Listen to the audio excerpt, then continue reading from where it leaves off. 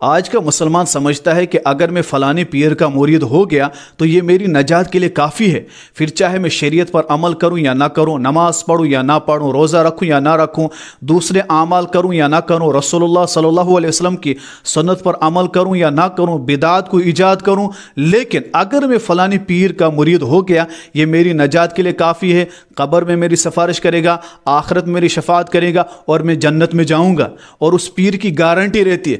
یاد رکھیے، سب سے پہلے وہ پیر گمراہ ہے جو آپ کو اس طرح کی گارنٹیاں دیتا ہے، پھر اس کے بعد وہ گمراہ ہے جو ان پیروں کے ہاتھوں پر بیعت ہوتے ہیں اور سمجھتے ہیں یہ پیر ہمارے لیے نجات کے لیے کافی ہے۔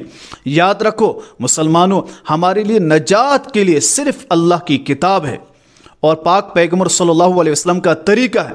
اس کے علاوہ کوئی بھی شخص کہے کہ اس چیز میں نجات ہے، وہ صرف اور صرف گمراہی ہے۔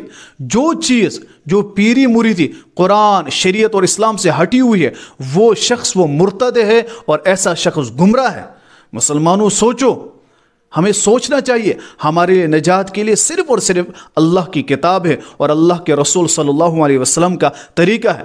کیا صحابہ کرام جنہوں نے نبی کے ہاتھ پر بیعت کی، جو نبی کے ہاتھ پر بیعت ہو کر مرید نبی کے ہوئے صلی اللہ علیہ وسلم کے، کیا ان کے اندر یہ کانفیڈنس تھا کہ ہمارے لیے بس یہ مرید ہو گیا ہم نجات کے لیے کافی ہے؟ آپ نے ان کی زندگی پڑھی ہے؟ وہ آخری وقت تک کس طور پر روتے تھے؟ ان کی عبادت کا کیا عالم تھا؟ پیروں میں ان کے ورم چڑھ جاتا تھا، آنکھوں میں نالیاں بن جاتی تھی روتے روتے، خشک ہوتے تھے ان کے آنسو۔ کیا ان کے اندر یہ چیز آئی تھی کہ بس ہم نبی کے مرید ہو کے یہی نجات کے لیے؟ کہ انہیں عمل بھی کرنا تھا؟ ہم کسی کے ہاتھ پر بیعت ہو گئے، پھر چاہے ہم نماز پڑھے، قرآن پڑھے، زکوٰۃ پڑھے، دے یا نہ دے، لیکن ہم سمجھتے ہیں ہمارے لیے نجات کے لیے کافی ہے۔ یہ گمراہی ہے۔ کہ ہمیں نبی پاک صلی اللہ علیہ وسلم کے وہ ارشادات یاد نہیں جب قرآن کریم کی یہ آیت اتری وَأَنذِرْ عَشِيرَتَكَ الْأَقْرَبِينَ، یا رسول اللہ اپنے قریبوں کو ڈرائیں۔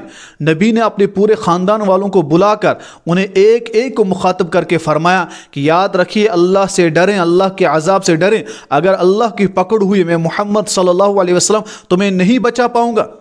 نبی پاک صلی اللہ علیہ وسلم نے اپنی بیٹی فاطمہ سے کہا، اے فاطمہ مجھ محمد سے جو مانگنا ہے یہاں مانگ لے، لیکن اگر اللہ کا عذاب ہے، اللہ کی پکڑائی، میں محمد بھی تمہیں نہیں بچا پاؤں گا۔ پاک پیغمبر صلی اللہ علیہ وسلم نے یہ بھی بتایا کہ میرے ساتھ کیا معاملہ ہوگا مجھے نہیں معلوم۔ حضرت عائشہ صدیقہ رضی اللہ تعالیٰ عنہ سے نبی پاک صلی اللہ علیہ وسلم نے فرمایا، عائشہ قیامت کے دن 3 مقامات ایسے آئیں گے جس دن کوئی کسی کو یاد نہیں رکھے گا، اور میں محمد صلی اللہ علیہ وسلم بھی تمہیں یاد نہیں رکھوں گا۔ 3 مقامات کون سے؟ نمبر 1 میزان، نمبر 2 نام اعمال، نمبر 3 پل صراط۔ مسلمانوں ذرا سوچو، اگر نبی پاک صلی اللہ علیہ وسلم یہ فرماتے ہیں میں تمہارے لیے نفع نقصان کا مالک نہیں، پھر آج کا پیر جو خود نماز نہیں پڑھتا ہے، جو خود گندا رہتا ہے، جسے اسلام کا پتہ نہیں، جسے کلمے کا پتہ نہیں، جو اسلام کا دشمن، نبی کا دشمن، شریعت کا دشمن، اس کے بھروسے آپ بیٹھے ہو، اس کا مرید ہو گیا میں، بس یہ میری نجات کے لیے کافی ہے، یہ گمراہی ہے۔ مسلمانوں یاد رکھو، قرآن کی طرف آؤ، یہی قرآن ہمارے لیے نجات کے لیے کافی ہے۔ نبی پاک صلی اللہ علیہ وسلم کا طریقہ اور سنت ہی ہمارے لیے نجات کے لیے کافی ہے۔ باقی اس وقت اسلام کو جو نقصان ہوا انہی پیروں کی وجہ سے، جو گمراہی پر خود ہے، جو نشے میں لت پت ہے، جو ناچتے ہیں، گانے، برائیاں، عورتوں کو گلے لگاتے ہیں، ایسے بدبختوں کو آپ سوچتے ہیں کہ ایسے بدبخت اور جاہل اور لچڑ قسم کے لوگوں کو سمجھتے ہیں آپ کہ ہماری نجات کے لیے کافی ہے؟ یہ گمراہ خود بھی ہے اور تمہیں بھی گمراہ کریں گے۔ ان لوگوں سے دور رہے۔ نجات صرف قرآن میں ہے، نجات صرف اللہ کے احکامات کو ماننے میں، اس کے علاوہ کسی چیز میں نجات نہیں۔